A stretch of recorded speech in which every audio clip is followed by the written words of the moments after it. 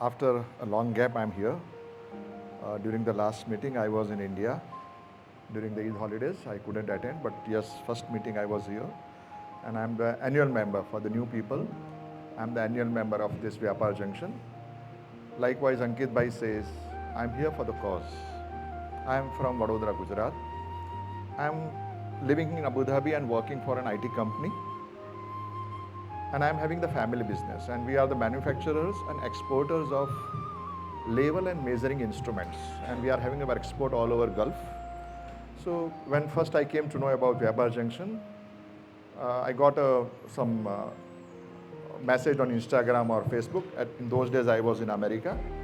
But after coming back, very first meeting I attended, and I didn't find any kind of people. Likewise, I can get support, direct support from my business because level and gauge instruments. But yes, I like the spirit of the meeting. I like the spirit of the people, those who has presented, and for the cause. Like you and me are having the same kind of sharing the same cause. And I'm here. You guys also selflessly working.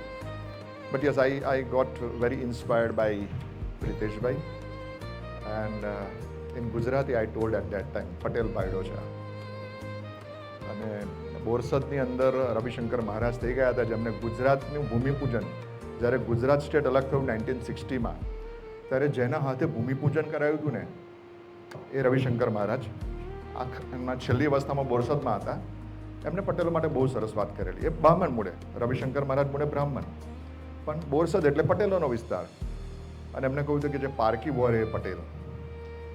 અને જ્યારે મેં પ્રિતેશભાઈને મળ્યો ત્યારે બિલકુલ નિષ્કામ ભાવે બધા કામ કરે ને એવા માણસોનું મેં જૂથ જોયું. એમાં હું ખાસો ઇન્સ્પાયર થયો. હા, અહીંયા બીજી એક વસ્તુ તમને કહું, બધા અહીંયા આગળ ઘણા બધા લોકો જય શ્રી કૃષ્ણ જય શ્રી કૃષ્ણ બોલ્યા. તો જય શ્રી કૃષ્ણ જ્યારે બોલીએ ત્યારે આપણને સૌથી પહેલાં પેલું જો કોઈ ફિલોસોફિકલ આપણું અટેચમેન્ટ હોય તો ઉપનિષદ, ભાગવત હોય, શ્રીમદ ભાગવત. અને ભાગવતમાં તમે જુઓ તો કૃષ્ણ 12 વર્ષથી નીચેના જ છે. અને ભાગવતમાં એક ધ્વનિ વારંવાર ઝીલાયો છે. હું તમને એક ચોખવટ કરી દઉં, હું રેશનલ છું, એથિસ્ટ છું, પણ કોઈ પણ સાહિત્ય હોય, ગ્રંથ હોય, એના તાત્વિક અર્થને પકડનારો હું છું. એટલે એમાં એક ધ્વનિ વારંવાર ઝીલાય છે, નિષ્કામ નિષ્કામ નિષ્કામ ભક્તિ, નિષ્કામ ભક્તિ.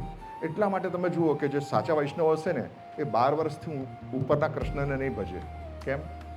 બાળક પાસે મંગાય નહીં, બાળકને લાડ લડાય, પ્રેમ અપાય, ભોગ ધરાય, ખાવાનું ટાઈમે ટાઈમે અપાય, ઊંઘાડાય, ઉઠાડાય, એની પાસે મંગાય નહીં.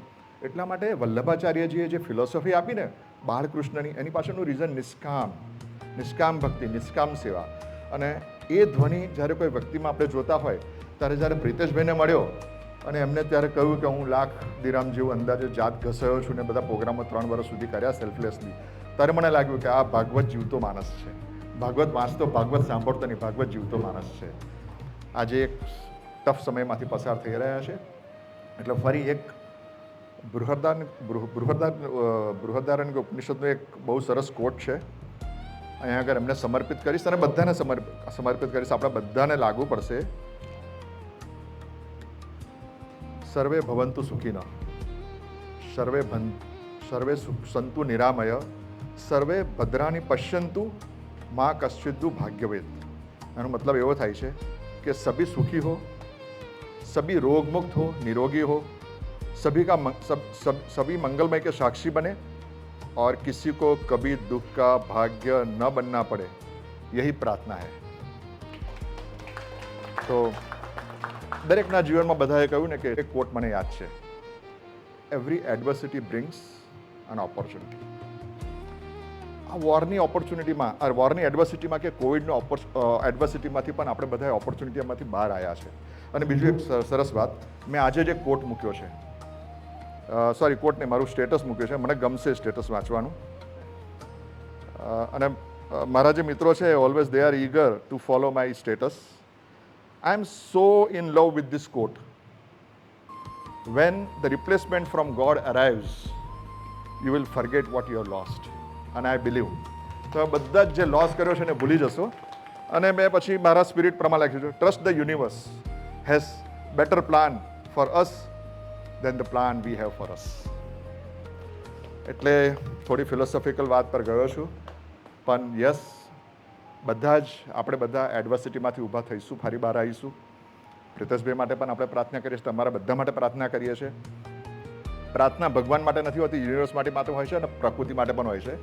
હું યુનિવર્સ અને પ્રકૃતિને પ્રાર્થના કરું છું આપણા બધા માટે સાનુકૂળ સંજોગો ઊભા કરે. આપણે બધા ફરી એક દુબઈ જે એક સરસ ભૂમિ છે, land of opportunity. America land of opportunity, પણ Dubai is also a land of opportunity.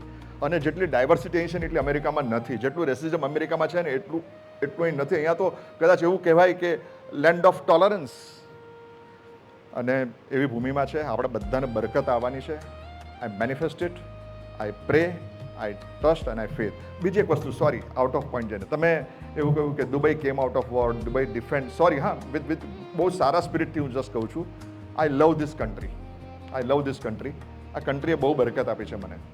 હું નોકરિયાત માણસ છું, પણ ધંધાદારી કરતાં મને સારી આવક છે મારી, એવું છે.